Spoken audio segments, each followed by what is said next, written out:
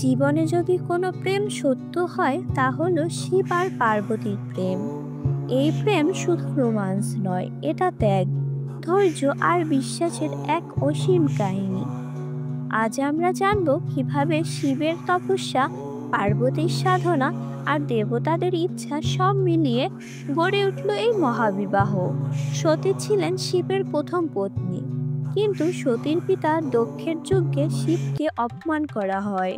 ক্রোধে ও লজ্জায় সতী আগুনে আত্মবলি দেন। শিব শোকাহত হয়ে হন রুদ্ররূপ। তিনি সতীর দেহ কাঁধে করে সমগ্র বিশ্ব ঘুরতে থাকেন। অবশেষে বিষ্ণু সুদর্শন চক্র দিয়ে সতীর দেহ খণ্ডিত করেন এবং শিব সন্ন্যাসে যান হিমালয়ের গুহায়। লক্ষ বছর ধরে তপস্যায় মগ্ন থাকেন।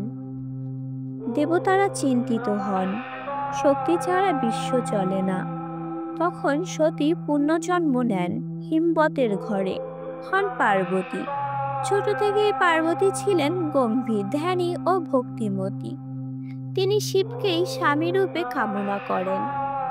পার্বতী হিমালয়ের কটুবনে এক পা দাঁড়িয়ে বছরের পর বছর কঠিন তপস্যা করেন। খাবার হিসেবে নেন পাতা, পরে তাও ত্যাগ করেন। তার চোখে ছিল একমাত্র লক্ষ্য শিবকে পাওয়া। দেবতারা পর্যন্ত বিস্মিত ছিলেন তার ভক্তি দেখে। শিব প্রথমে পরীক্ষা নেন ভিক্ষুক সেজে। পার্বতীকে বলেন, শিব তো ভিক্ষুক, সন্ন্যাসে ঘুরে, তাকে ভালোবাসো কেন? কিন্তু পার্বতী বলেন, শিবই আমার শক্তি, আমার বিশ্ব।